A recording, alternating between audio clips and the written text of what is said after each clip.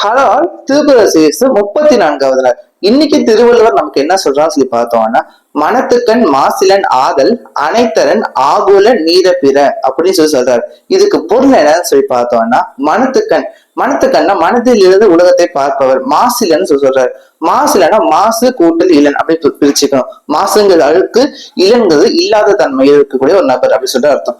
அது மாசு இல்லாதவன் ஆதல் சொல்றாரு. ஆதல் அப்படி இருப்பவன் சொல்லிட்டு அனைத்து அறம் சொல்றாரு.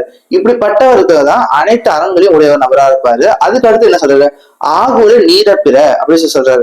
பிறங்கிறது மற்றவையை குறிக்கும். ஆகுல நீரன்னு சொல்லி பார்த்தோம்னா, ஆகுலங்கிறது ஆடம்பரமான இல்லது பகட்டுத்தன்மையுடைய, நீரன செயல்கள்.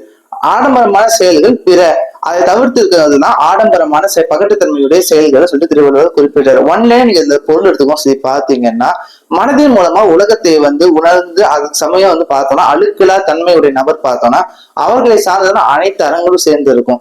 அப்படி இல்லாதவங்க பார்த்தோம்னா அவங்க ஆடம்பரமான பகட்டுத்தன்மையுடைய அறத்தை தான் செய்து கொண்டிருக்கிறார்கள். அது பயனில்லாத செயலா அமையும் அப்படின்னு சொல்லி திருவள்ளுவர் இன்னைக்கு குறிப்பிடுறாரு. இன்னைக்கு நம்ம திருக்குறள் பார்த்திருக்கோம். மீண்டும் நாளைக்கு 35வது திருக்குறள் சந்திக்கிறேன். நன்றி.